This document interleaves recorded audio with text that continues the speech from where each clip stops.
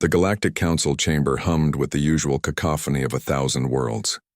Translators buzzed, delegates argued in 17 different languages, and somewhere in the back a Matharian was conducting what appeared to be a business deal in chemical emissions. It was organized chaos at its finest. Asil stood in the visitors' gallery, her scaled hands gripping the railing so tightly that small fractures appeared in the metal. Her species, the Dracani, were known across 3 sectors for their physical might and their ferocious maternal instincts. But none of that mattered when no one could understand you. She had traveled 47 light-years to get here, her savings depleted, her pride swallowed. Her nestlings were dying on the colony world of Carix 9, poisoned by industrial runoff that the mining corporations refused to acknowledge. She had filed complaints, sent messages, even tried to hire lawyers, but every door had closed in her face. Not because she was Dracani, the galaxy had mostly moved past such prejudices, but because she was deaf. In a universe connected by verbal translation technology, a deaf Dracani might as well have been mute. Her species' written language was considered archaic by galactic standards, not worth programming into universal translators. Sign language? The Dracani had one, but it had never been uploaded to any galactic database. To the bureaucrats and lawyers she'd encountered, she was simply too difficult to deal with, so they ignored her. Azel watched the council proceedings with growing desperation. They were discussing trade routes, while her children gasped for breath in hospital pods. While the other nestlings of Carix 9 turned blue from toxic accumulation, while entire families watched their futures die, the council debated shipping lanes. She tried again.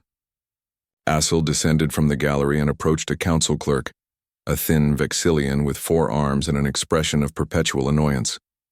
She gestured frantically, trying to make him understand. He looked at her with confusion, then irritation, then finally waved her away like an insect. Something inside Asil cracked. She released a silent roar, silent to her at least, that made nearby delegates turn and stare. Her wings extended to their full span, casting shadows across the polished floor. She didn't care anymore. Let them stare. Let them see a desperate mother pushed to her limits. "You're going to want to step back," a voice said in Galactic Common. Asil couldn't hear it. Of course, but several delegates did, turning toward the source. A human stood nearby wearing a worn jacket marked with military insignia from Earth's expeditionary forces. He was older, perhaps in his 50s by Earth reckoning, with gray threading through his dark hair and scars visible on his neck. The human walked forward calmly, passing between Asil and the increasingly nervous clerk. Then he did something extraordinary. He raised his hands and began to sign, not in human sign language or even standard galactic diplomatic gestures. He signed in Dracani, the old tongue, the one that existed before the Dracani had ever left their homeworld. His movements were precise, practiced, respectful. "Mother of warriors, I see you. Your grief is witnessed," Asil froze. Her wings trembled and slowly lowered. She stared at this human, this small, fragile-looking creature, with disbelief. Her hands moved hesitantly at first, rusty from disuse. "You know the old signs?" The human, his jacket identified him as Farah Kinsel, Sergeant, retired, nodded. "I served on Dracos Prime during the Keltheran conflict. Your people saved my unit. A deaf Dracani scout taught me to speak properly, with hands, not just voice." For the first time in months, Asil felt something other than despair. She signed rapidly, pouring out her story. The colony, the poison, the children, the corporations. The walls of indifference she'd encountered at every turn. Farah's expression darkened as she signed. When she finished, he turned to the assembled delegates, many of whom had stopped their own conversations to watch this strange exchange.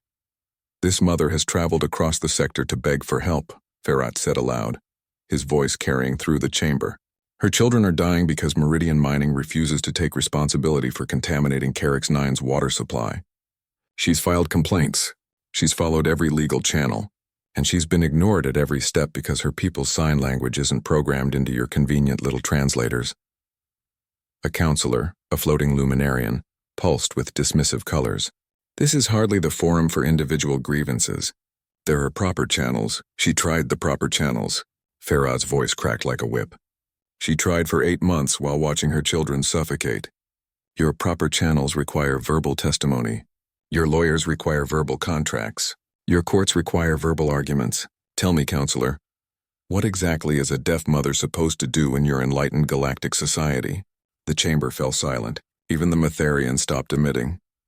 Humans, Farad continued, his voice dropping to something harder, something that reminded everyone present that this was a veteran who had seen things they couldn't imagine. We have a saying, no man left behind. We extend that courtesy to everyone who stands beside us. This mother stands beside humanity. Her people bled with us on Keltheran soil. We don't forget our debts. He turned back to Asil. Tell me what you need. Her hands moved with renewed hope. Evidence. The contamination. If someone neutral tested the water, the soil, the blood samples from the children, the corporations couldn't deny it anymore. But I can't afford the testing. I can't hire someone who will listen. Farah nodded. He pulled out a communication device and typed rapidly. Within seconds, he looked back up at her. I know people. Earth's Environmental Protection Corps owes me favors.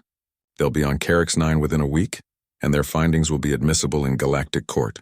The corporations won't be able to hide anymore. Asil's legs nearly gave out. Why? Why would you help me? You don't know me.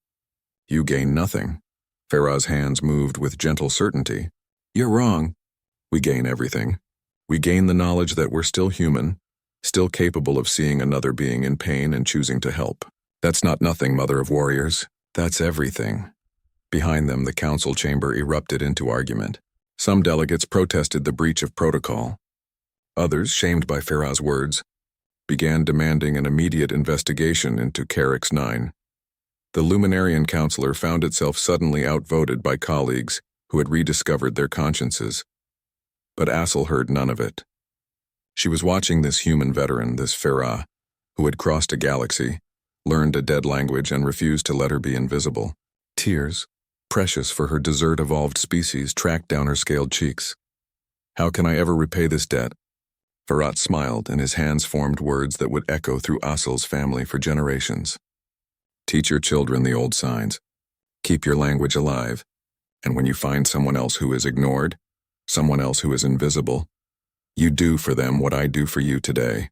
That's how humanity spreads, not through conquest, but through witnessing each other's pain and refusing to look away. 3 months later, Meridian Mining was dissolved. Their assets were seized to pay for the medical treatment of 47 Dracani children and the complete environmental restoration of Carix 9. The Galactic Council, embarrassed by the incident, implemented universal accessibility standards, including sign language databases for over 600 species. Asil's nestlings survived. They grew strong and healthy, breathing clean air and drinking pure water. And every single one of them learned galactic sign language, not just Dracani, but human and Vexillian and Keltheran, and a dozen others. Because a human veteran had taught them that true strength wasn't in the power of your roar. It was in the willingness to learn someone else's language so they would never have to face their battles alone. That was humanity's gift to the galaxy. Not their weapons, not their ships, not their stubborn refusal to quit. It was their stubborn refusal to let anyone stand alone. And the galaxy, slowly, began to learn.